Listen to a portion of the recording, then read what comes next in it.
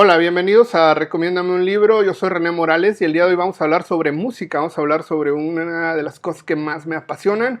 Y vamos a hablar sobre tres discos que considero importantísimos y que cambiaron el sentido prácticamente de la música. Tres discos que este año cumplen 50 años y que posiblemente en esos tres discos esté lo mejor de Stevie Wonder, lo mejor de Elton John y lo mejor de David Bowie. Fueron discos que cambiaron el sentido de la música, que cambiaron gran parte de la manera en que concebimos el arte musical. Y bueno, antes de comenzar me gustaría que me regalara un like, que se suscribiera al canal. Vamos a hablar de cosas relativamente relacionadas con cultura. Y me gustaría también que me comentara qué tal se escucha, porque me acabo de comprar un micrófono nuevo, porque se empezaron a hacer comentarios sobre que se escuchaba un poco mal y seguramente pues el micrófono que estaba usando antes no funcionaba, así que por favor pónganme por favor cómo suena pues nuestro audio ahora. Y bueno, miren, vamos a comenzar con esta joyita que tengo aquí. Se llama Talking Book de Stevie Wonder. Yo tengo la edición japonesa, es una edición que como todos sabemos se hizo por Motown. Y vale la pena mencionar que Stevie Wonder al principio de los años 70 pues era prácticamente un genio, siempre lo hacía, pero básicamente arrasaba con todo.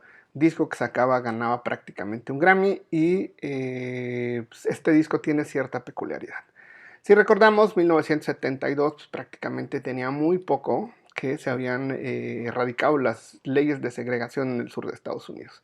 Entonces a Stevie Wonder se le ocurrió invitar a un número de personas blancas a tocar música con ellos. Le invitó a muchos guitarristas, invitó a personas blancas a tocar rhythm and blues. Y entonces es un disco pues, multirracial, digamos, compuesto por distintas personas. Pero más allá de que sea un disco multirracial, tendríamos que decir que es un disco que representa posiblemente lo más interesante de la obra de Stevie Wonder. Este disco salió a la venta en octubre de 1972. Salió, como les decía, en Tamla Records, que también es conocida como Motown. Es un disco muy chiquitito, tarda 43 minutos.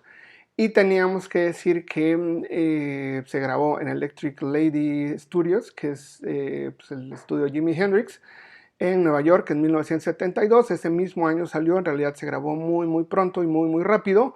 Y dentro de las aportaciones que les comentaba, Jeff Beck, un guitarrista fundamental de la historia de la música, tocó con Stevie Wonder. Y pues sí, Stevie Wonder tenía muy buena aceptación en Inglaterra.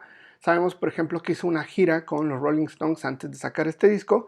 Y dentro de pues, la producción hay una canción que se llama Superstition, que seguramente es una de las canciones más importantes de Stevie Wonder. Y esa canción vale la pena mencionar que pues Stevie Wonder toca no solamente los pianos y los teclados eléctricos y el piano eléctrico, sino que también toca la batería. Stevie Wonder era un multiinstrumentista, lo sigue haciendo y evidentemente hace un trabajo fantástico. Yo creo que es un disco que vale la pena conocer, es un disco que rompe mucho las barreras raciales, que creo que es muy disfrutable. Creo que conocer a Stevie Wonder con profundidad vale muchísimo la pena y sí, en vinilo se escucha mejor.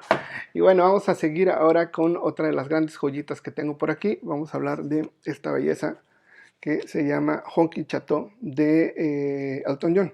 Miren, Elton John tiene la peculiaridad de que también en los años 70 pues fue un gran músico, un músico que conocía muy bien su trabajo, un músico pues, de estas personas que se dedicaban básicamente a hacer pues hits. Y resulta que en 1972 un disco editado por DJM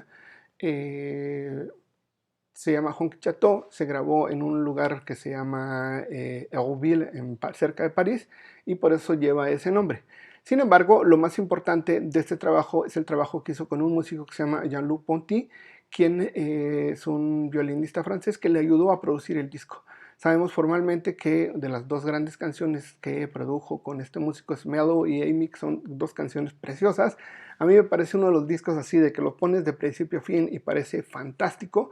Y tendríamos que decir que fue uno de los discos que obtuvo el primer lugar del Billboard en Estados Unidos, obtuvo el segundo lugar en Inglaterra y obtuvo el tercer lugar en Canadá. De los tres grandes lugares donde más discos vendían en los años 70, se llevó prácticamente todo.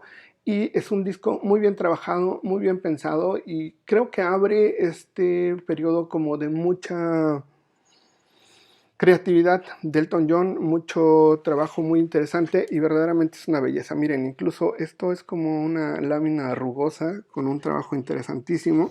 Luego esto se abre como si fuera un manualito hacia la derecha, como si fuera un libro. Y pues ahí está, miren, estos son los que trabajaron con él. Aquí está Jean-Luc Ponty, que les decía, y pues es una joya. Pero bueno, sigamos, ya estamos a punto de hablar del disco más importante de 1972, según mi opinión, y estamos hablando nada más y nada menos que The Rise and Fall of Ziggy Stardust and the Spider from Mars.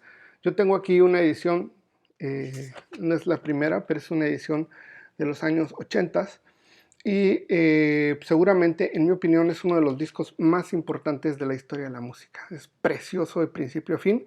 Y vale la pena mencionar que tiene pues, un David Bowie, más allá de su genialidad, siempre supo cómo apoyarse o conocer el trabajo de los demás.